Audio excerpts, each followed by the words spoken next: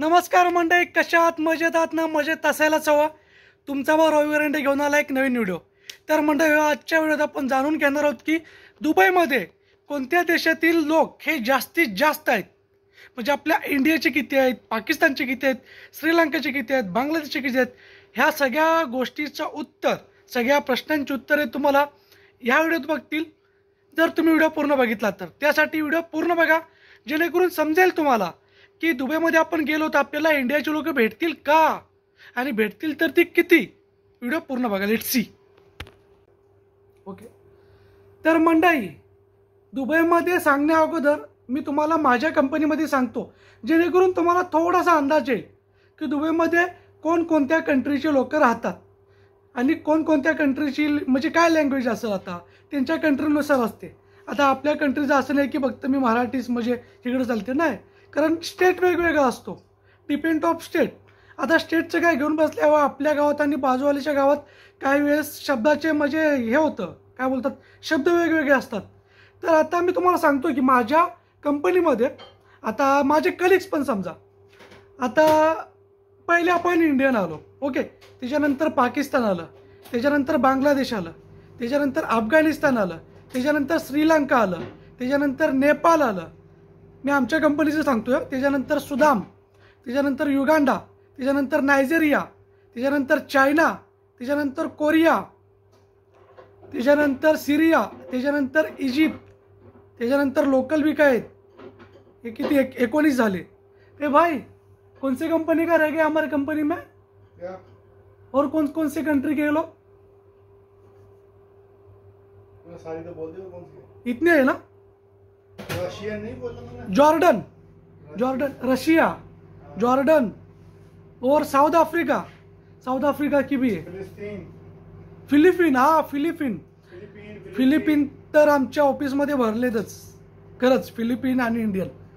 तर जवळजवळ 25 पेक्षा जास्त कंट्रीचे लोक आमच्या कंपनीमध्ये काम करतात आणि त्यांच्यासोबत माझं कम्युनिकेशन हे डेली नाही, परंतु वीकमधून ॲटलिस्ट एकदा तरी होतंच.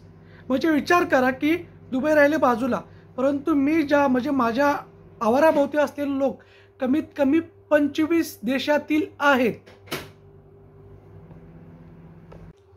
आणि मंडळी, रेकॉर्डनुसार जर तुम्हाला सांगायचं झालं ना तर 200 पेक्षा जास्त देशातील लोक दुबईमध्ये कामानिमित्त आलेत, बिझनेस निमित्त आलेत.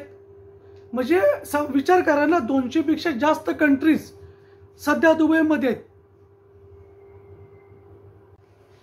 तर आता या मुद्द्याकडे, आता मी तुम्हाला जवळपास सांगितलं की कोणकोणत्या कंट्रीचे लोक दुबईमध्ये आहेत. आता मी तुम्हाला फक्त 25 गिनवले, परंतु 200 पेक्षा जास्त कंट्रीचे लोक आहेत. म्हणजे कोणकोणत्या कंट्री असतील, त्या कित्येक नावं असतील, परंतु मी तिथल्या 25 कंट्रीलाच आतापर्यंत भेट दिली, म्हणजे त्यांच्यासोबत काम करतो. आता मेन मुद्दा हा की दुबईमध्ये कोणत्या कंट्रीचे लोक हे जास्त आहेत आणि ते किती आहेत. तर मी तुम्हाला सांगतो, रेकॉर्डनुसार दुबईमध्ये सर्वात जास्त लोक हे आपल्या इंडियाचे आहेत. होय, इंडियाचे आहेत. आणि ते किती आहेत माहिती आहे? कुणाला विश्वास बसेल, इंडियाचे 3.5 मिलियन लोक हे दुबईमध्ये जॉबसाठी, बिझनेससाठी, कोणत्याही कारणानिमित्त येऊन थांबलेत. 3.5 मिलियन इंडियन. आणि ह्या 3.5 मिलियनमध्ये जास्तीत जास्त लोक हे केरला साईडचे. मंडळी, यावरून आपल्याला एक गोष्ट समजते. काय समजते? तर आता इंडियामध्ये बसून बोलतात ना लोक, अरे दुबईला जाऊ, काम करू, पैसा कमवू, पैसाच पैसा. म्हणजे त्यांना काय वाटतं की दुबईमध्ये पैसा भरपूर आहे, पैसा आहे, परंतु कॉम्पिटिशन किती आहे तुम्हाला अंदाज येतोय? 200 पेक्षा जास्त कंट्रीचे लोक इथे दुबईमध्ये आलेत कामानिमित्त, बिझनेस निमित्त. म्हणजे विचार करा की आपण इंडियामध्ये जाऊन फक्त इंडियापुरतीच कॉम्पिटिशन असते आपल्याला, परंतु ज्यावेळेस आपण बाहेर पडतो, दुबईमध्ये येतो किंवा कोणत्याही कंट्रीमध्ये, 200 कंट्री आहेत, त्या 200 कंट्रीसोबत आपले कॉम्पिटिशन असणार आहे तो जॉब शोधण्यासाठी. आता इंडियाचेच बघा ना, इंडियाचे 3.5 मिलियनपेक्षा जास्त लोक आहेत.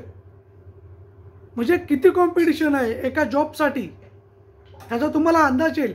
यावरून तुम्हाला एक गोष्ट समजेल की आपण जर बाहेर जातोय तर इझी नाही आहे, कॉम्पिटिशन भरपूर आहे. ह्या सगळ्या गोष्टीची तयारी आपली असावी. मंडळी, ह्यावरून आपल्याला एक गोष्ट कळते की नाही का, ज्यांना समजा कम्युनिकेशन स्किलचा प्रॉब्लेम आहे, म्हणजे ज्यांना इंग्लिश येत नाही ठीकठाक, आणि त्यांना भीती असते मनात की अरे मी जर दुबईमध्ये गेलो तर मला काम मिळेल का, कामाचं सोडा, मी दुबईमध्ये गेलो तर कसं होईल, तिकडे सगळे इंग्लिशच बोलणारे असतील, म्हणजे XYZ असं मनामध्ये भरपूर शंका असतात. त्या शंका मला पण होत्या ज्यावेळेस मी दुबईमध्ये येण्याचा प्लॅन केला. कारण होतं काय, आपण ह्याच्यावरती सोशल मीडियावरती पाहतो की दुबईबद्दल काहीतरी वेगळंच सांगितलं जातं की दुबई असं आहे, दुबईमध्ये म्हणजे नाही काय इंग्लिश आलंच पाहिजे, दुबईमध्ये बाहेर नाही पडता येत वगैरे वगैरे, अशा भरपूर अफवा असतात. म्हणजे ह्या व्हिडिओमुळे ना लोकांना एकतर हा गैरसमज दूर होईल की दुबईमध्ये फक्त इंग्लिशच बोलली जाते असं नाही. विचार करा ना, 3.5 मिलियन लोक हे आपल्या फक्त इंडियाचे आहेत जे हिंदी बोलतात. पाकिस्तानचे वेगळे, बांगलादेशचे वेगळे, नेपाळचे वेगळे, अफगाणिस्तानचे वेगळे, ह्या सगळ्या कंट्रीचे पण जर इथे असतील तर मग कम्युनिकेशन कोणतं चालत असेल इथे. मी ॲव्हरेज सांगतोय, ॲव्हरेज 70% मी माझ्या जे बघण्यात आलं त्याच्या हिशोबाने सांगतोय, 70% ॲव्हरेज ही हिंदी चालते दुबईमध्ये. ही सत्य घटना आहे. आणि हिंदी आपल्याला लहानपणापासूनच शाळेत जातो त्यावेळेसच शिकवली जाते. 5वी-6वीपासून आपल्याला हिंदी शिकवली जाते.